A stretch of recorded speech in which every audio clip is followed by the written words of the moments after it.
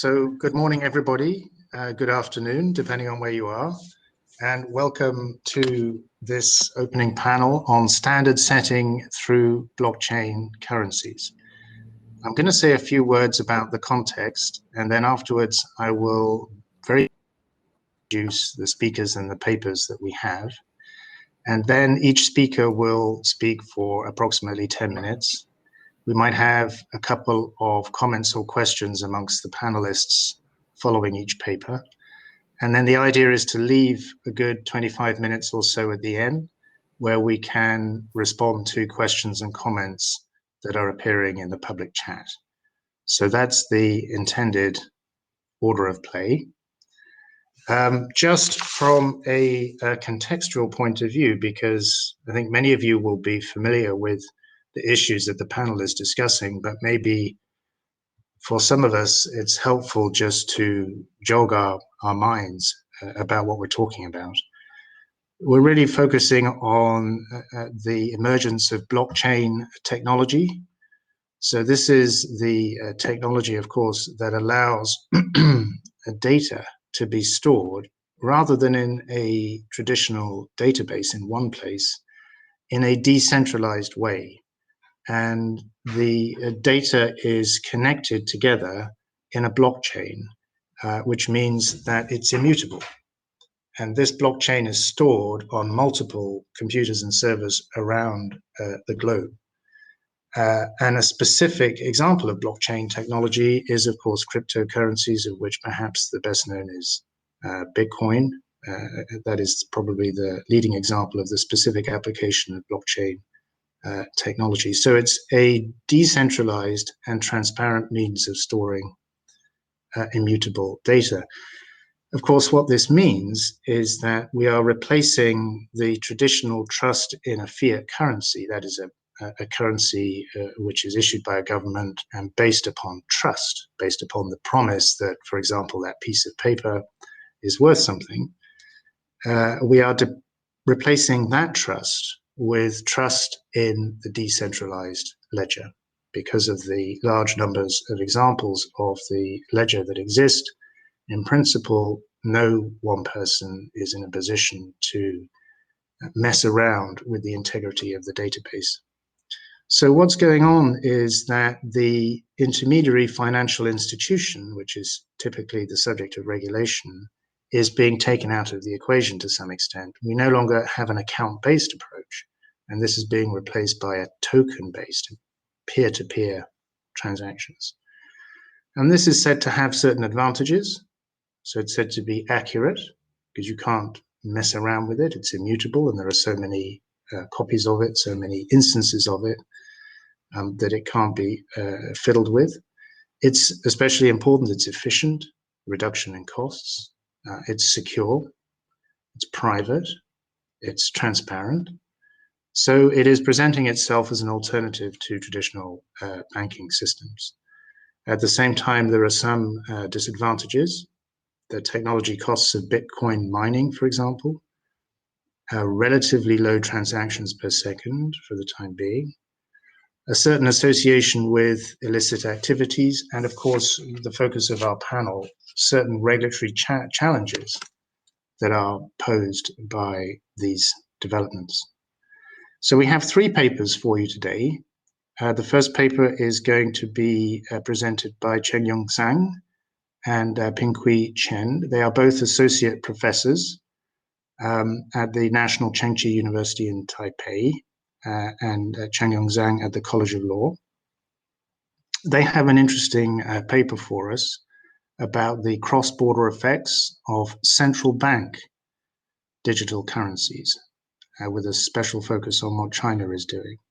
So this is the idea of a digital currency which is essentially sponsored by a central bank. It's a little bit hybrid between traditional banking systems and private cryptocurrencies. The second paper we have is from Georgios Pavlidis. He is the Jean Monnet Chair and Associate Professor at the School of Law, Neapolis University of Pafos.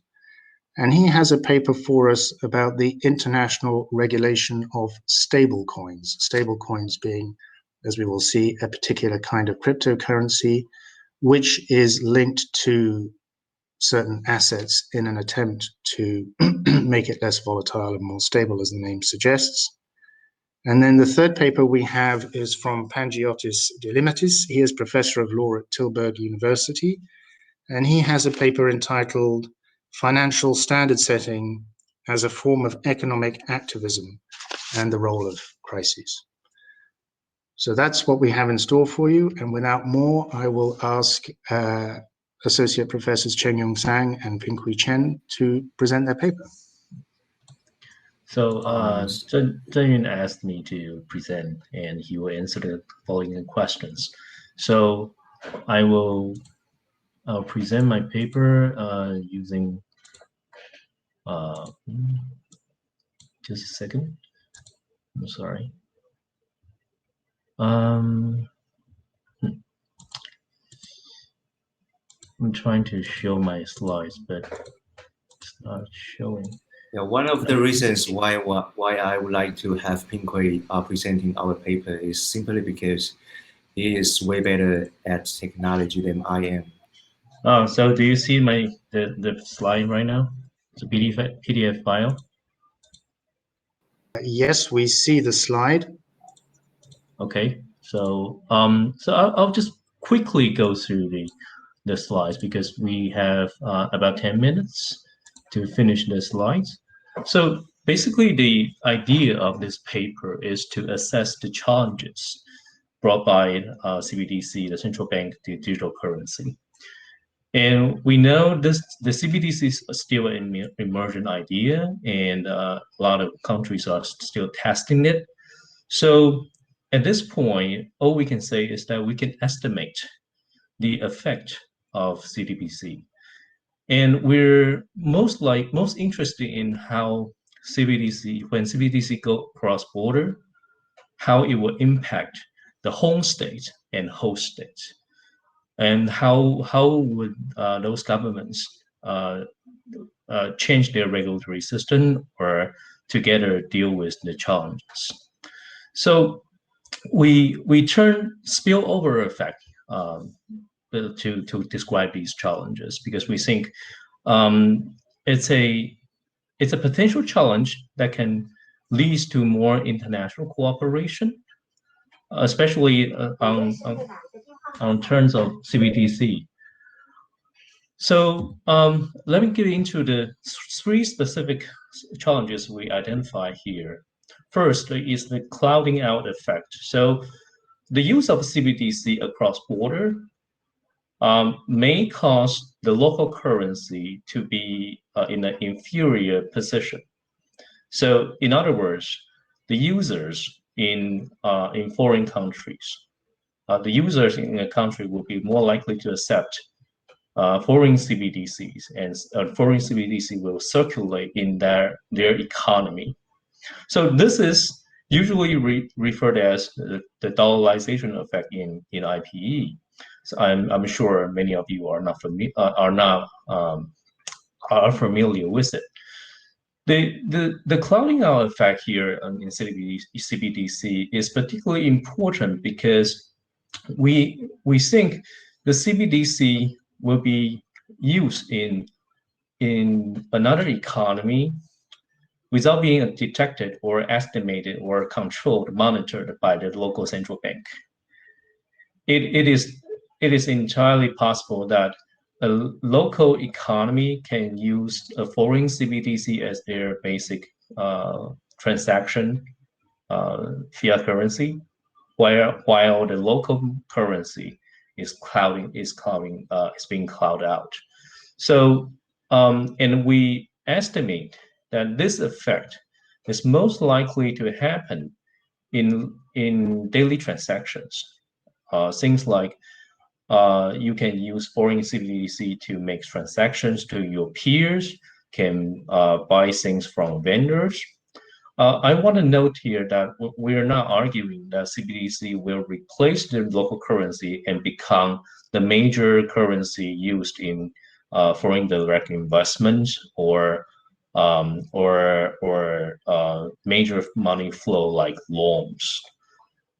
We think that the convenience of CBDC and the capability of transporting CBDC to another country is a lot easier than the traditional currency. So it is likely that a local market is likely to accept foreign CBDC.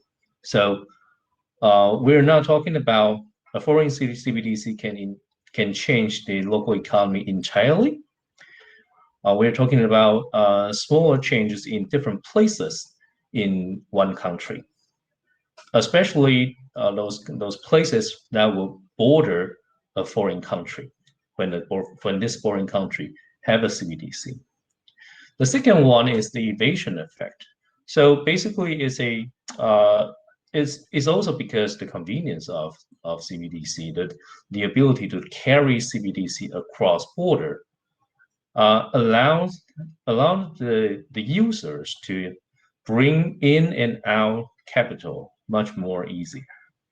So if the CBDC, if a foreign CBDC can be circulated internationally, it will cause significant challenge to a country's capital control regime, because the country won't be able to access, won't be able to understand how much CBDC is flowing in or out of the country on a daily basis. So all the capital control measures we know for now will be maybe obsolete in the future, and states, governments, central banks, they will have to find out another way to understand the inflow and outflow of capital. The third one is the potential privacy infringement, and this is something that many people discuss. I'm trying to make sure that everybody can see this. Okay. So why privacy can be an issue? Because we know that CBDC is issued by the government, by the central bank, and for various reasons, many central banks, I would say most of the central banks, will maintain the ability to identify the users who use CBDC to make transactions. Of course, those identification measures can vary between countries, and even within the country, different transactions may need different privacy requirements, and that seems to be the trend right now. In any case, CBDC gives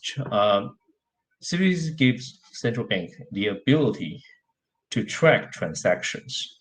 They do not necessarily know who made the transactions, what the transaction is about, but they would at least know the direction of the transactions. And if the transactions may be involved with risk, especially illicit activities, this is something that government are trying to prevent. And most likely the AML CFT measures will be applied to CBDC. So there will be some privacy concerns when you use CBDC, and this is probably something that users will worry most likely. So these are not the only three challenges, but we think this is the three most important challenges that a CBDC can cause when it goes across border. And I must say that at this stage, we know that governments, the central banks, has the ability to limit the transactions across border, but it is likely that a CBDC will go across border because it should supposed to have the quality like cash, and it should be able to transfer to and exchange to other money, exchange to other currencies. So this is why we think cross-border CBDC is something that will happen, and it will happen whenever a country has a CBDC. And digital yuan become the case here simply because this is probably the most mature CBDC right now, and its impact will be quite large in the world. So we know that Bahamas now have CBDC, but you wouldn't say that currency in Bahamas will have an impact globally. But digital yuan will have a significant impact in global economy. So I think we should look at the possible effect of digital yuan. This is a roadmap of digital yuan, and I think we should focus on what the PBOC has done in the past 2 years, because they started field trial in 2020, and there are multiple field trials since then. It is likely to apply and officially launch in 2022 Winter Olympics. Right now, at this in June, in just last month, we heard that a lot of some Chinese banks are testing their CBDC Pay app. So these apps are integrated into the commercial bank's app and payment platforms like Alipay. So they can all access CBDC using the existing payment platforms and applications. So if you go back to the 3 effects we talked about, the clouding effect, evasion of capital control, and privacy infringement, you can imagine the digital yuan can cause all 3 of them. And we argue that it is not the countries that trade with China most that will be affected by those challenges. It is the countries who have most of Chinese investments, Chinese visitors, and countries that is bordering with China that will have the most impact. So in our paper, we specifically talk about how Belt and Road countries, BRI countries, will be affected by these 3 challenges. And given the fact that these countries usually do not have the currency as stable as renminbi. Ping-Kuei. Yeah. Michael, sorry to interrupt, because we got a gentle reminder that we are running out of our time. So okay, why don't we just stop here, and maybe later on we can add on something we haven't finished here. Sure. Much for that presentation. I think it's very interesting because, as you explain in your paper, a lot of the work which has been done on central bank digital currencies is focusing on looking through the lens of the country itself that is considering the central bank digital currency. What your paper does, which is I think a little bit different and a little bit new, is to focus on what you've termed the spillover effects, especially in neighboring countries, and that's what we've been explaining. And I think that is a very interesting way of looking at the issue. I certainly have a couple of questions, but before I put those out there, I don't know whether either Georgios or Panagiotis would like to react to anything that you've said. It was a very interesting presentation. I agree that it seems that CBDCs are the future, and I see that there is somehow a competition between publicly issued cryptocurrencies, the CBDCs, and the privately issued cryptocurrencies. And I'm sure that the winner is going to be the publicly issued cryptocurrencies. So it's very important that works such as yours are put forward so that we see the spillover effects, the impact, as you mentioned, on the laws on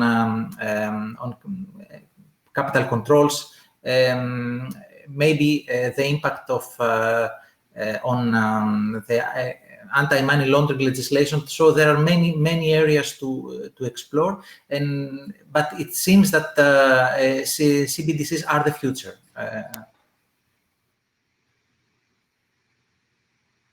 Yes, if I may, maybe it's also a follow-up to what George is saying. So first, my question was different, but I would react to what George just said. I'm not sure why he would think that publicly issued CBDCs would be the winner.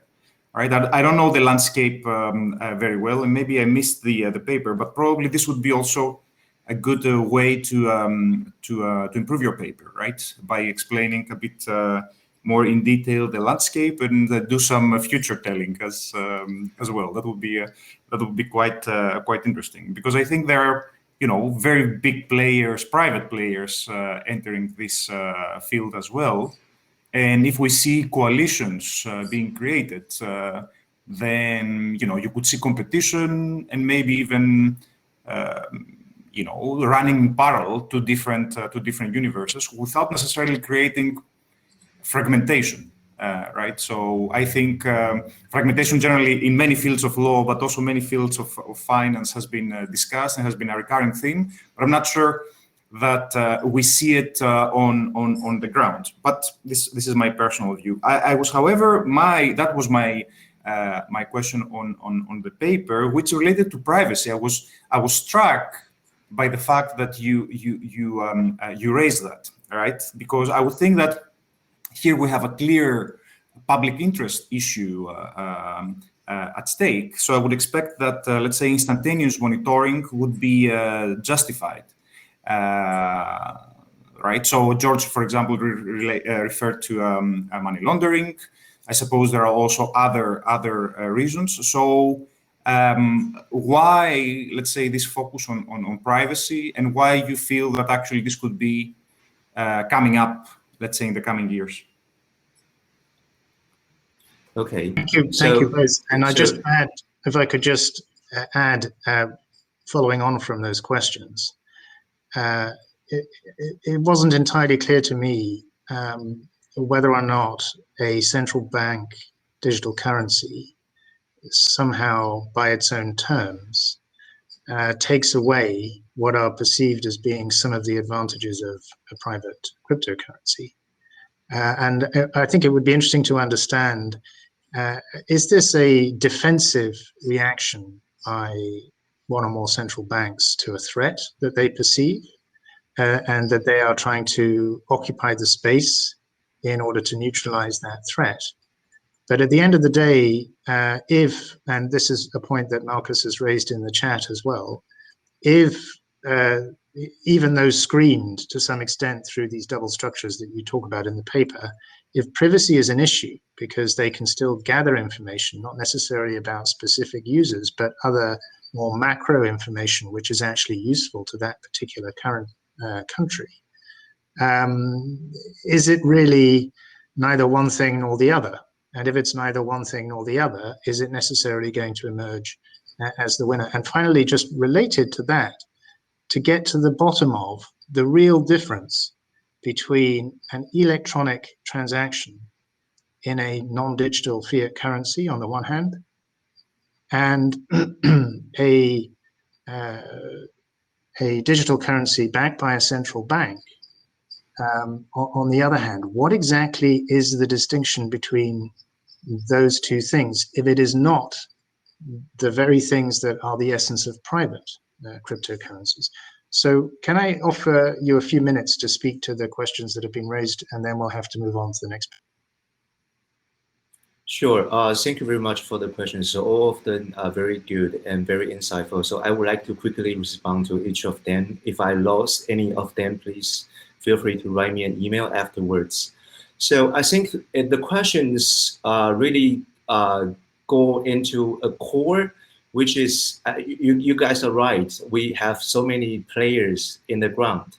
We have private sector digital currency issuers. We also have public sector digital currency issuers, which are governments or their central banks. So the way I see it, it's certainly a battle. between private sector players and public sector players. So James, to answer your questions, I would say yes, to a large extent, this is indeed a defensive response on the side of the central banks, on the side of the public governments to respond to the rising rates, particularly introduced by big tech institutions like Facebook's Libra, or you call it DM project aspirations for the past few years. Or you see the power of some stable coins circulating around the globe, or you see the rising price of Bitcoins as well as other cryptocurrencies, or you see people criticizing the disadvantages or drawbacks of the existing cross-border money transfer system or the correspondent banking system. So I think, yes, it's right because of those issues, public governments, they stand up and respond with central bank digital currencies. Speaking about central bank digital currency, we have to going back to rethink fundamentally the role of money. So the way I see money is a transaction facilitator. It's no doubt a transaction facilitator. But money is also an economic catalyst.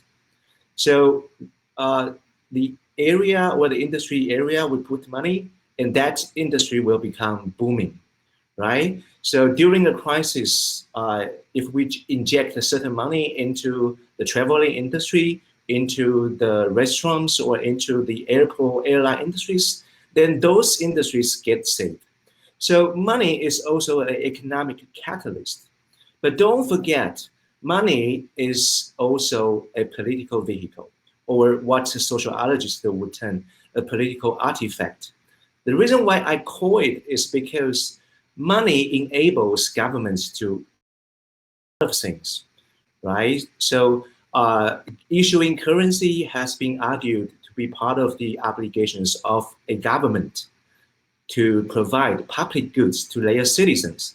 But on the other hand, if a country can issue a currency and at the same time have a careful monitoring of where do those currency they issue go, and the money flow inside their jurisdictions or even outside their jurisdictions, to just to think about this, their money can also serve some political objectives. So that's why I say money is also a political vehicle. So taking those three things into considerations, I would say I'm not quite sure about which one will win over the central CBDC or the private sector money, but we do see there are some differences, and those differences might shape the way how they interplay with one another. Okay, so that's also quickly respond to James' questions as well.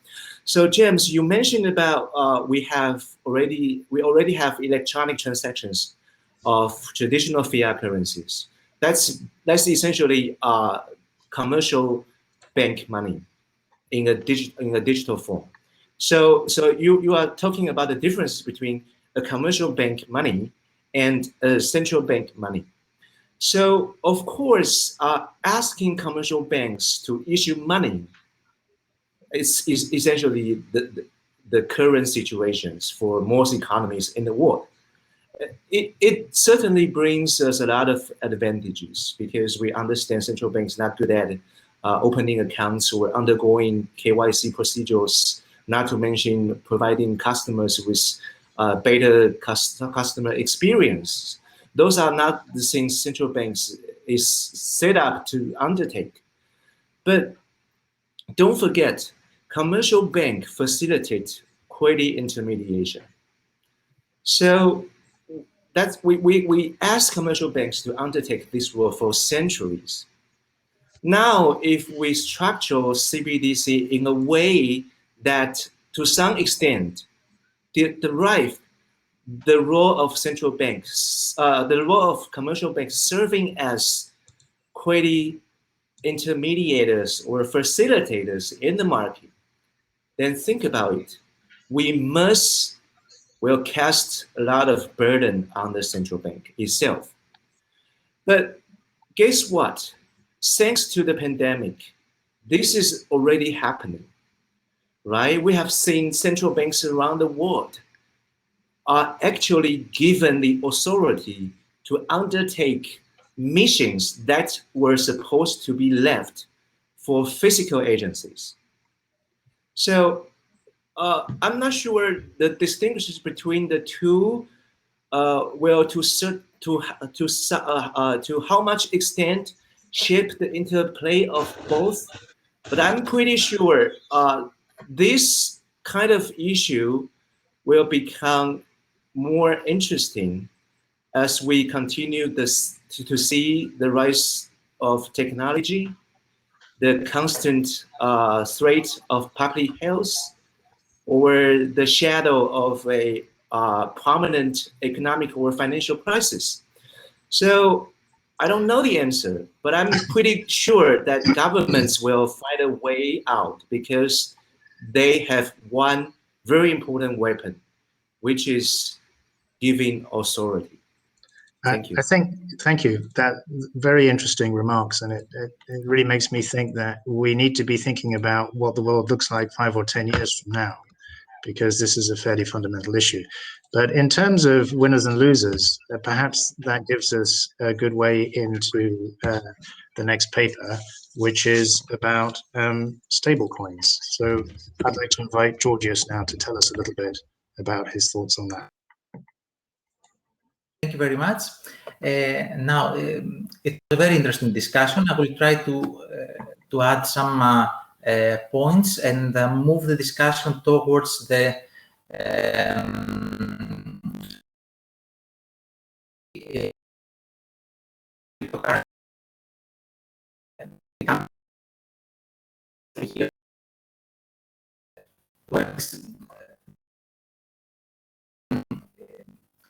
we're discussing an issue that was not an issue.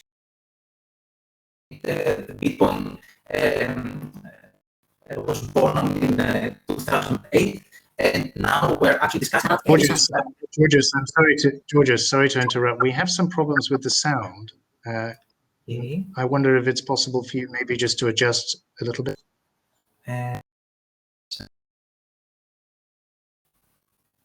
This is already better. Okay. Now, the expansion of the cryptocurrency in years has been exponential. Here, approximately 4,000 cryptocurrencies in circulation, and of them is above 300. I'm sorry to interrupt again. Yes. There is still a little bit of an issue with the sound. I don't know whether if this sounds strange, but the more movements that you're making with your hands seems to be interfering with the microphone in some strange way. Okay, and that's a strange thing to say to a gentleman from Greece, to stop using your hands when you're speaking. But I wonder if you could. I will try to refrain from doing this. Okay, so there are several digital products available to investors worldwide. The most popular is, of course, Bitcoin. Its prices goes up and down. It's very volatile. The all-time high of the Bitcoin was $63,000, I think, and its current price, it's in the range of $30,000. So it's the key problem here is volatility. The market is the market sentiment and market euphoria determines prices in the cryptocurrency markets. And there are very legitimate concerns that there is a crypto bubble that could burst, and regulators worldwide are very worried about this. the success of Bitcoin has attracted several players. There are numerous initial coin offerings with ICOs taking place, but the problem is that many startups trade below their issue price 1 or 2 years after the issuance. So it's we see again the problem of volatility and the creation of an asset bubble sometimes. So what was the solution? One of the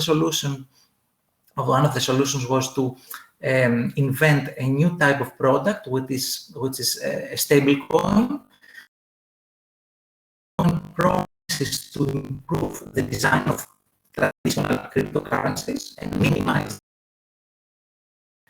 To do so, you have to have some to the cryptocurrency. Okay? That would be like one currency or to back stable coins. Here, mechanism, the existence of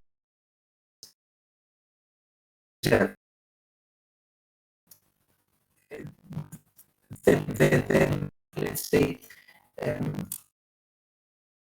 the first and the most prominent of these initiatives is, of course, the initiative of you all are familiar with the project.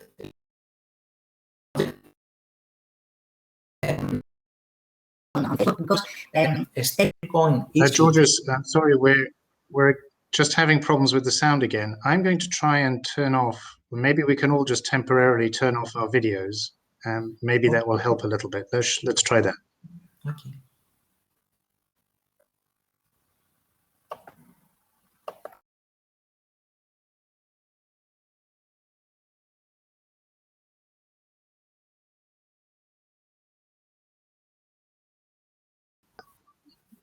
Yes, please go ahead. Okay. Now, as I told you, the most important thing in a stablecoin issuance is the stabilization mechanism. So the kind of reserves or a pool of assets that will be used to back a stablecoin. There are currently some attempts. There are stablecoins that are backed by funds, tokenized funds, or traditional asset classes.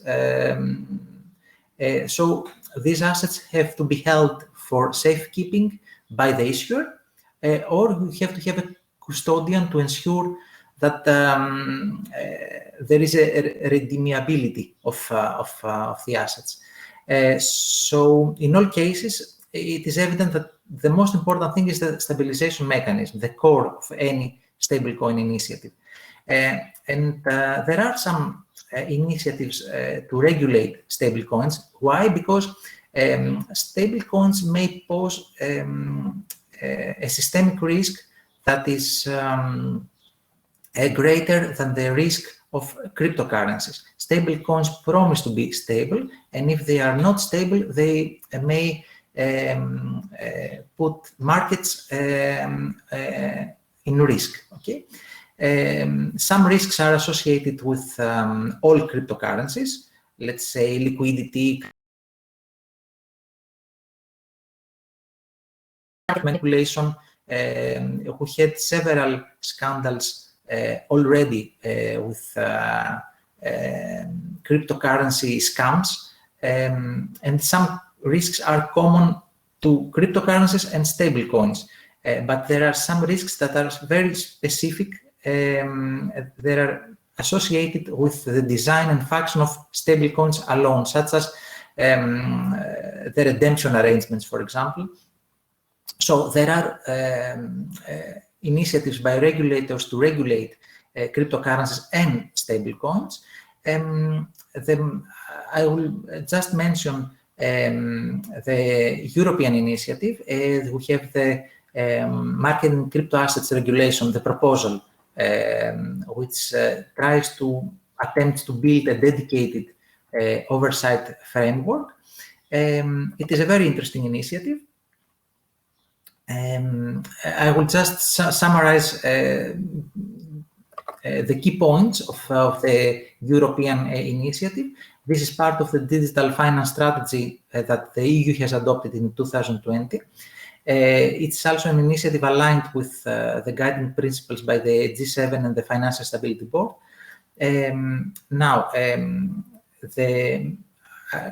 I will refer to this initiative by its initials, MiCA initiative, okay, a market in market in crypto assets regulation, okay. Under this new European initiative, financial institutions will be allowed to carry out activities in crypto markets without additional authorization, as long as authorization already exists, is granted under the MiFID II directive. So the MiCA follows the principle: same activity, same risks, same rules, same supervision. There are new requirements for crypto assets service providers. For example, capital requirements, governance standards. The crypto asset service provider has to comply with integrity standards for management. The issuer has to have complaint handling procedures. The issuer has to segregate the client's assets from the assets of the issuer, of the service provider. So there are some new requirements, and my argument is that I argue that this is in the right direction. There has to be a regulation of to mitigate the risks, because stablecoins, to me, pose a greater risk to financial stability than cryptocurrencies. They promise to offer stability, to mitigate the problem of volatility. So if they don't, they put investors, they put consumers at risk. Okay, so there is a classic problem highlighted many years ago. There are connections between rapid innovation and the creation of excessive fads, let's say, a hype cycle. And to me, stablecoins are they successfully deal with one of the vulnerabilities of the crypto market. But to me, the most important development in the last 2-3 years is the entry of the central banks into the game, into the cryptocurrency ecosystem. And I think that central bank issued digital currencies will eventually replace cryptocurrencies and even privately issued stablecoins, because they offer one major advantage. They have the backup of central bank reserves, and no private entity can actually compete with this. Okay, so these were my main points. I hope I really apologize if there was a problem with the sound. I'm open to your questions and to see how the discussion moves forward. Thank you. That was very interesting. In fact, one of the questions I had, I think you answered just towards the end. And my question was going to be, which is more likely to emerge as the most successful model? Would it be a central bank digital currency or a private stable coin? And you just answered that question towards the end. But I wonder if any of the others would like to react to anything that you said or ask any questions at this point. Can I have a question? Okay, so I think that also relates to the next paper.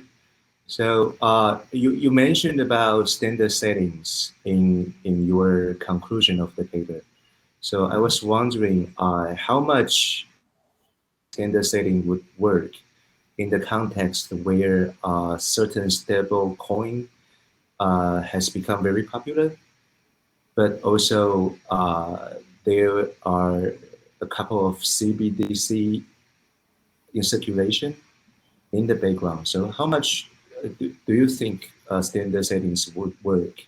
And if standard settings works, what would you consider as the most important standards that stablecoins should have? Okay.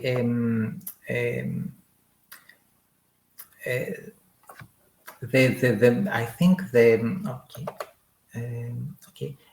most important thing to me is the redeemability. So we have to ensure that the issuer is able to redeem the stablecoin one-to-one with, if it is linked to a fiat currency, we have to ensure that there are actually reserves in place to ensure redeemability. And I don't want to mention a specific stablecoin that is actually under the spotlight in the last couple of weeks, but there are legitimate concerns that some of these stablecoins claim to have reserves to back the stablecoin, but they actually do not have this. Okay, so there has been an investigation, and I think it was in New York, and there was an agreement, and so regulators have to be alert. There are many players actually that make very high claims and offer products to investors worldwide and to consumers, and all these consumers and investors must be protected, and only regulators need to ensure the redeemability of stablecoins and the existence of credible and efficient redemption mechanisms. But if I can just jump in there, if you put redeemability at the center of everything, are you repudiating the defining characteristic of blockchain technology, which is a decentralized ledger? It's now the case that we can say in Bitcoin we trust, because if I have a Bitcoin, I know that you will take my Bitcoin. So when you put of everything, are you a bit like King Canute sitting on the beach trying to hold back the waves because you're rejecting the central feature of blockchain technology? A very good question. Actually, the problem with existing cryptocurrencies, not stablecoins, is the extreme volatility. So yes, in Bitcoin we trust, but most regulators warn that there is a very big risk for investors to put their money, to invest their money in an asset that is not backed. Okay, the price is only fueled by market sentiment in traditional cryptocurrencies. So stablecoins attempt to are a hybrid, let's say, product. They exist on the blockchain, of course, but there is actually an entity, the issuer or custodian, that has to be able to ensure this element of redeemability, as I have mentioned. So this does not repudiate the decentralized nature of blockchain. This exists. There's an additional element, a mechanism to ensure that if things fail, the investors will get their money back. Okay.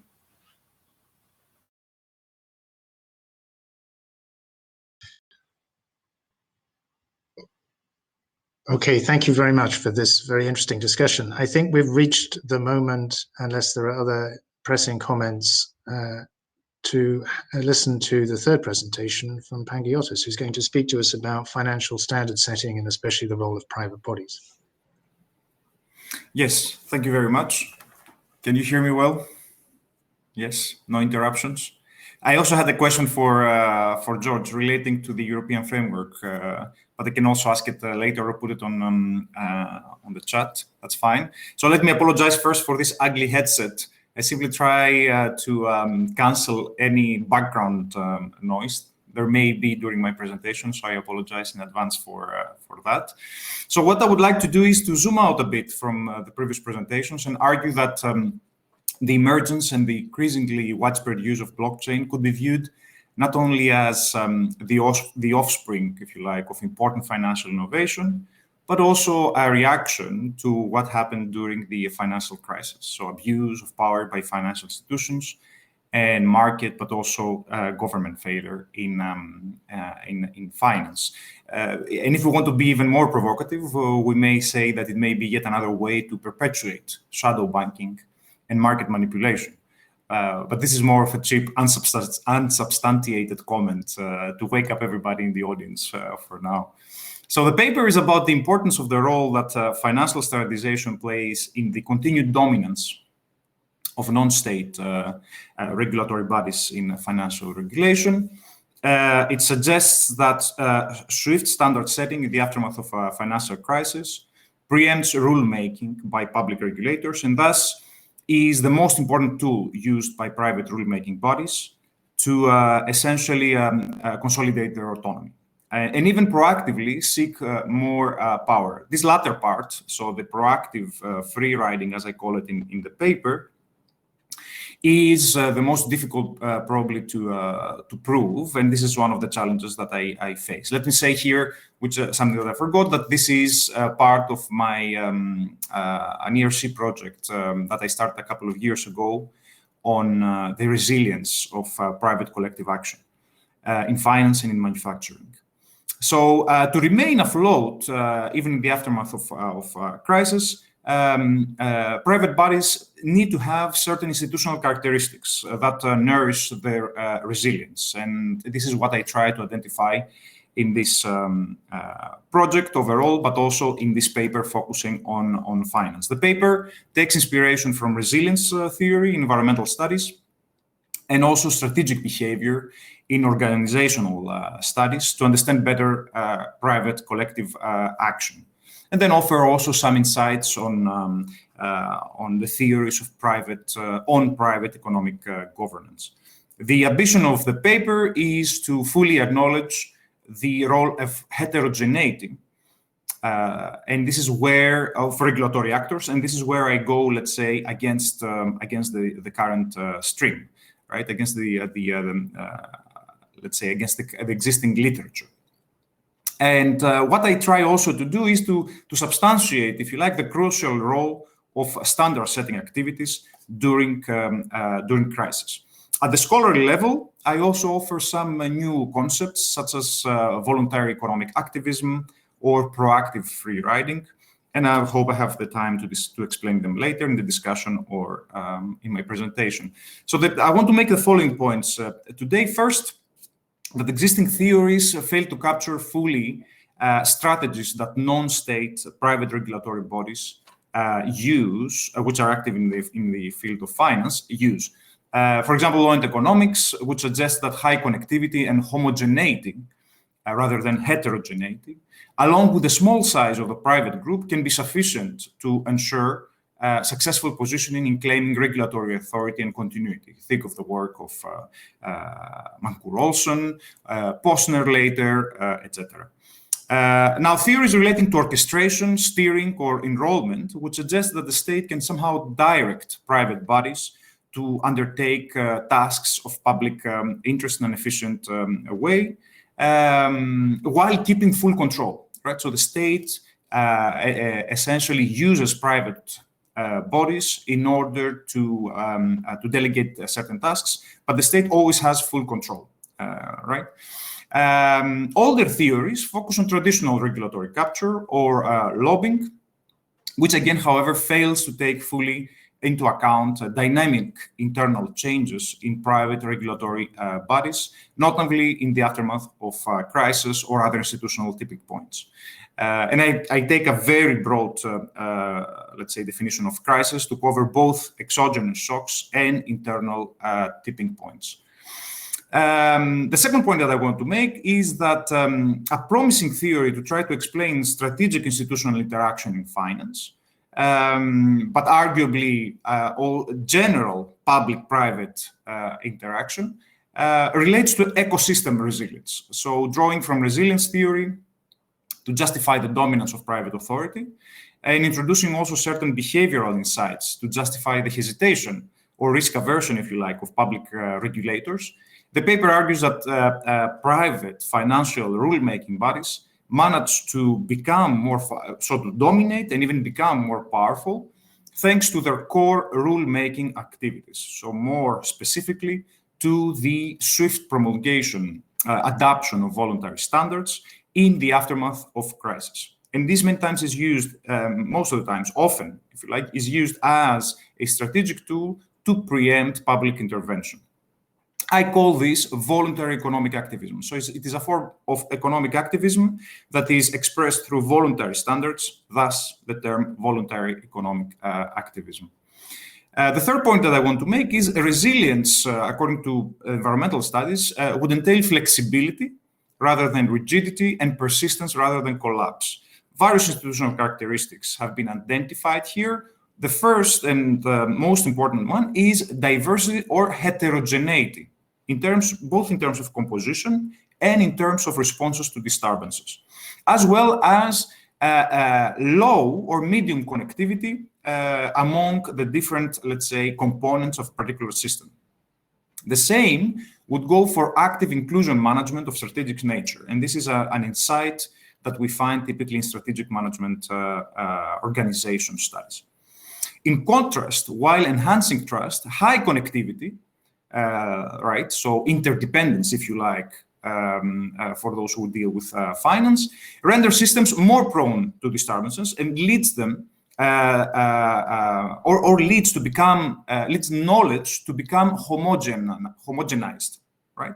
Which essentially may make the system very, very fragile, right? Because everybody will have the same reaction to a given tipping point, and this may create, for example, problems of liquidity, as we saw in the global financial crisis. Overall, it appears that systems are more resilient when they are moderately connected, while maintaining high levels of heterogeneity in order to adapt towards when crises are happening. These insights go against previous research emphasizing the importance of homogeneity and high connectivity. Think of McCool Olson, as I said earlier, but also of Dixit. The fourth point that I want to make is that crises do not seem to affect the power of private authority. Actually, the opposite seems to be happening, and somehow counterintuitively.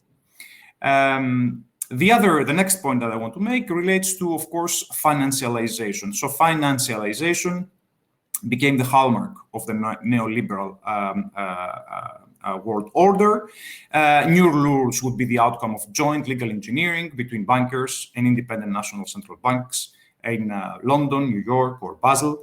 And this type of work, of rules, let's say, that they promulgated, initially being voluntary, they became actually the rule book of finance. The next point that I want to make relates now to ISDA, right? So ISDA, the International Securities and Derivatives Association, is a key actor proving the resilience of financial private rulemaking. Although in the paper I use also the LIBOR example, which I think is also very, very striking, and I would love also to discuss it later. So ISDA is a transnational coalition of financial institutions with a crucial role, as we know, in over-the-counter derivatives markets. ISDA led the effort to codify the contractual language used by markets into this master agreement. And some in the literature have argued that this has become, the contract has become a regulation, right? So a regulatory contract. ISDA successfully lobbied for preferential netting rules in bankruptcy proceedings before the crisis. And some have argued that this actually led to the collapse of AIG and Bear Stearns, as well as Lehman Brothers. Some of the actions now that ISDA used post-crisis, and this is quite crucial for my paper, were first to show diversity. So what it did once it saw that it was attacked by public regulators or public criticism, was, for instance, to expand its scope of regulatory activity, right? So leave aside over-the-counter derivative regulation, because it saw that this is an area where public regulators is very interested to regulate and bring into the central counterparties system. So what ISDA decided to do was to expand its territory towards additional areas, such as interest rate swaps and key contractual terms for credit default swaps. Crucially, what it did was to seek alliances, right? For example, it made an alliance with the Futures Industry Association to standardize clearing of swaps and regulatory reporting documentation. What it also did was to collaborate with 18 banks and the Financial Stability Board to agree on a resolution state protocol, right? So to show that it has the expertise to also be involved in resolution, cross-border resolution in particular. Then, what it also did was to create the credit default swaps determination committees. And here, this is another standardization effort on the side of ISDA. Why this is crucial? Because all of a sudden, ISDA became the de facto arbiter of credit event questions, right? And this actually is something that can trigger credit default swaps. Now, committees are allegedly run by an independent administration service, which is, however, a Delaware-based incorporated subsidiary of ISDA, right? So there is a clear link between ISDA and this determination committee's administration services. Also, there are complaints that these determination committees still favor the seller side, and this is something that has been a constant, I think, criticism against ISDA. So what is ISDA's success story? Here, what is the recipe? First, implement an adaptation strategy that focused on more intensive and swift standardization of key contractual terms, for example, for CDS, so for credit default swaps or interest rate swaps. Then diversify its responses to criticism through opening up to cooperation with other industry associations. And then manage to steer the discussion of a generalized failure of financialization towards a debate about how to keep markets going. So not whether financialization is or good or bad, but how exactly we should, let's say, keep the market afloat, right? So keep the market running while we are dealing with a crisis at the public regulator level. Some of the let's say, threats that I find or that I identify at the theoretical discussion are also part of this very anecdotal, I should admit, empirical case study, let's say, on ISDA. This could be high diversity, right? So possibilities for collaborative learning with other private actors as well, and if needed, even a more, let's say, charming effort vis-a-vis the public regulator or quasi-public regulator like the FSB, for instance, the Financial Stability Board. Then low connectivity would be important as well. Another element that comes up from theory, but also from the empirical part, is that there are strategies of system innovation, right? So constantly try to see how exactly we can ISDA, how exactly ISDA can remain relevant for financial regulation. And then at the same time, also a very active management of strategic nature internally to make sure that all the different components of the organism are pursue the strategy identified by the organization. What is the role, and I will finish with that, what is the role of the public regulator? The public regulator here is a bit, first it picks up the bill, as we say, right? So it tries, let's say, to clear the damage that was made by the financial crisis. At the same time, however, there is also a certain risk aversion on the side of the regulator. right? This may be because of path dependencies, right? So because private authority has always been used in financial regulation. So whenever there is an issue in, let's say, eventually the public regulator will seek help by private bodies. And then there is also these very important, overwhelming scholarship in finance suggesting that ex-ante regulation is always bad. And this is how, the link that I try to make also with the neoliberal mentality. So the key takeaway, if you like, here, if we want to identify just one takeaway, is that crises allow private authority to capitalize on particular tipping points that strengthen their status and influence. And voluntary standard setting is a politicized process that happens internally and contributes to this phenomenon. Thank you very much. Thank you. That is very interesting, theoretically and structurally, in the analysis. And as somebody who works in a particular organization, I find that really interesting when you talk about the way that organizations have their own agenda and capitalize on a crisis in order to pursue that agenda. I was struck by one comment in your paper that I think we already discussed a little bit. And it's this quotation that refers to a reassessment of the foundational principles of the neoliberal model in financial regulatory making. And I was struck how that chimed a little bit with something that Cheng-Yun said about the fact that we need to rethink, actually, fundamentally, what money is and what it does. I would be listening to your paper. I'm wondering to what extent you are essentially describing what has happened in the past and presenting us with a theory in order to help us understand that, and to what extent you are shedding light on what you think the future may look like, and if so, that's my question to you. What do you think the future looks like? I don't have the impression that your paper is prescriptive in a normative sense, but maybe I'm wrong. Maybe you can tell us a little bit about that. Maybe the others would like to comment first. Well, in the meantime, I can take also James' question, which is indeed shows how modest maybe my objective is for now, right? So it is more of a observation-related paper rather than, let's say, making this big step into suggesting how exactly we should, let's say, structure finance 2.0 or 3.0, or I don't know what this could be. And there, actually, there are very important limitations, James, in the literature as well, right? So, if we take the legal scholarship, the legal work on this type of public-private interaction, it focuses very much on accountability, transparency, so certain procedural safeguards, right? However, it doesn't really address the problem, for example, of finance-related education in business schools.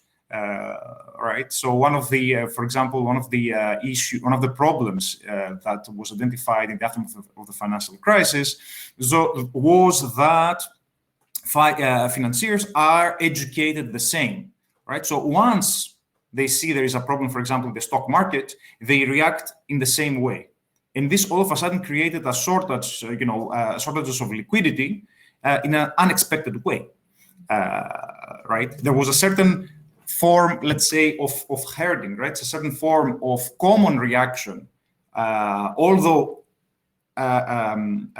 it was not, let's say, coordinated, so an uncoordinated common reaction that also showed the limits of how financiers are educated. Then there is also this issue, and I think political economy work is very, very interesting on that, of the mutability or the transformative capacity, if you like, of the neoliberal thinking. Right? Ideas can be presented in a way that can remain always, let's say, relevant for a capitalistic system. Right? And all of a sudden, although we want to change things, we don't know exactly how to do that. right? So my, let's say, my objective in the paper, because I was also a bit, let's say, taken aback, or if you like, frustrated by how little contribution we see by the legal scholarship, is to try to make as empirical, let's say, work as possible, right? As much empirical work as possible in what exactly is happening during crisis, right? Because once we identify the dynamics, right? Once we identify that there are certain limitations in the regulators, then we can also make much more important changes. And maybe it will not be, let's say, a huge overhaul of financial regulation, but then smaller steps can create a more, let's say, a framework which is less prone to crisis, right? Crisis will happen anyway, but it may be less prone to crisis. And I would, let's say, I found quite striking what happened with the LIBOR, right? So this interest rate through which banks, let's say, lend, borrow money among themselves, where we saw that even though there was a pervasive, let's say, view that we can manipulate interest rates, right, among banks, essentially what happened was that the states didn't come together to say, all right, from now on, we will try to regulate LIBOR at the public level or create more oversight. Essentially, from the British Bankers Association, the oversight went to another private authority. And now, of course, we're moving to a different, let's say, structure with respect to LIBOR, but there's a lot of resistance by private bodies, right? And banks also against that. Can I just jump in, because in principle we're under instructions to finish in 5 minutes or less than 5 minutes. Maybe we run over a little bit. There is an interesting question in the chat from Chris Tassis that I'd like to draw your attention to, but Panos, I don't know whether we have time for you to deal with that. Maybe bilaterally. There's just I'd like to just go around and invite very, very short closing remarks that anybody would like to make, and I particularly perhaps focusing on a particular question to fit our panel into the theme of the conference, which is, what do you think will be the relative importance of blockchain technology and cryptocurrencies as a factor shaping global governance structures over the next 10 or 20 years or so? If you could speak to that question, I think that would be interesting. So I will let Chen go first. Do you want to go first? Sure. I have a lot to say, but I only have 1 minute. That's fine. So all of the presentations inspire me a lot. So I'm trying to connect all the 3 papers all together. So we were discussing 3 words, 3 monetary systems, if we can put it that way. So we have a very typical style of cryptocurrency monetary system like Bitcoin. And we have something in between that is stablecoin. And then we have public dominated or publicly issued central bank digital currencies. So remember, we have these 3 different monetary systems. And all of the 3 monetary systems, if I may, are actually empowered or enabled by the technology of blockchain.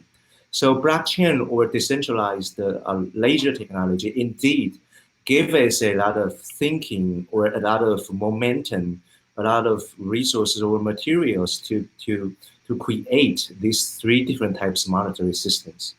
But the problem that we have is no longer whether technologies like blockchain can play an important role.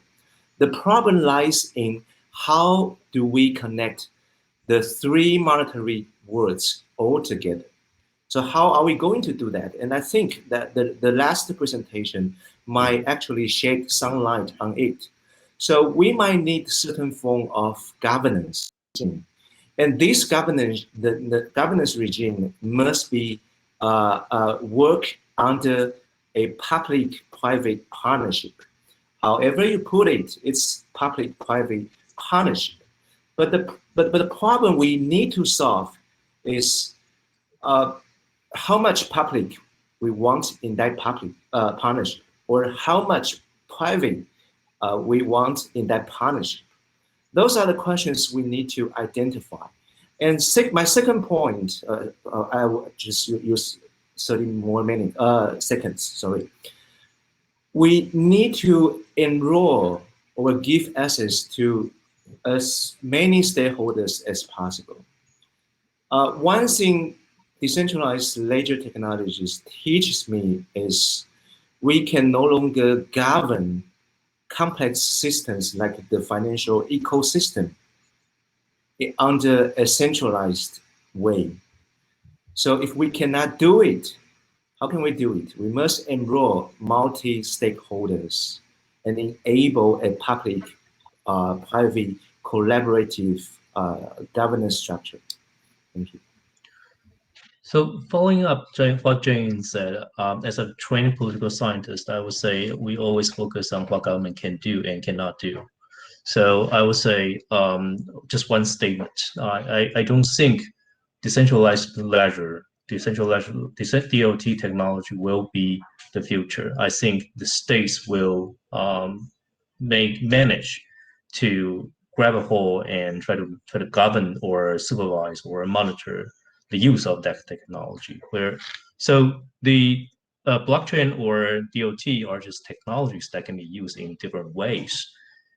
And over years, I think the governments will be more and more capable and sensitive to that technology, and they will grab a hold of. Thank you. Georgios, I think that you have already agreed with that. Is that right? Yes, exactly. It is. We all agree that blockchain is here to stay, and there are many interesting new financial innovations, such as, let's say, blockchain bonds, or more recently, green blockchain bonds. Now, the second question is how the regulators are going to respond to this. And the presentation of Panos identified all the directions in this regard. The last element that I would like to mention is the element of time, because from the moment we decide to regulate until the moment we have the regulation in our hands, there is so, for example, the experience with quite long gestation cycles for new regulation. So the element of time, if we want to regulate blockchain technologies, this cannot take 1 decade, it cannot take too long. Markets cannot wait in the uncertainty for new regulations to come up. Oh, okay, thank you, Georgios. Panos, are you going to take the bait and tell us something about the future? Well, this is difficult, but definitely the paper draws, I think, a pessimistic picture of the existing landscape. I think there is many steps to take towards advancing the expertise in public regulators. Many years or a few years before the crisis, there was discussion about responsive regulation, really responsive regulation. This goes to Georgios' also comment about the time lag that we typically see. What I simply hope is that we have mechanisms that can minimize the effects, the negative effects of crisis, because crises are going to happen anyway. The question is how many will be affected by them. And few decades ago, we would think that, well, finance can collapse. We don't care because the sophisticated investors will be mostly harmed. However, what we see increasingly is that more and more middle class and even lower class maybe people enter this particular game, right? Take the the Robin Hood, take all these different, let's say, popularization, if you like, of participation in the stock market, and everybody becoming an expert in finance. And I think another bubble is created there. And the regulators simply are there to, they're simply, for the time being, are watching, baffled, without necessarily having the answers in their pockets. Okay, well, thank you very much. I think we are now out of time. So I just think it remains for me to thank everybody for their contributions. I found this to be a completely fascinating discussion in an area which I'm not particularly familiar with myself. Change is happening all the time, right? And it is important to be able to be aware of change and to adapt to change, but you can't adapt to change unless you're aware of the change that is coming. And the hardest changes to see are the changes to the box in which you're living, right? So this is very interesting for me from the point of view of international trade law, because of course finance and money is a basic building block for all of us. So listening to these reflections on how the blockchain technology is working its way structurally and theoretically into changes that we can expect to see even in the relatively near future, but over the next, certainly over the next 10 or 20 years, and what those implications might be, what those changes might exactly be between these competing products, these competing systems, spillover effects for third countries. This is really fascinating and something which I think everybody can usefully be aware of. So thank you for this illuminating discussion, and I wish you all well with the finalization and publication of your papers. Thank you. I'm going to end the session now. Thank you very much. Thank you very much. Thank you. Thank you. Thank you, James. Thank you very much. Thanks, everybody. Thank you.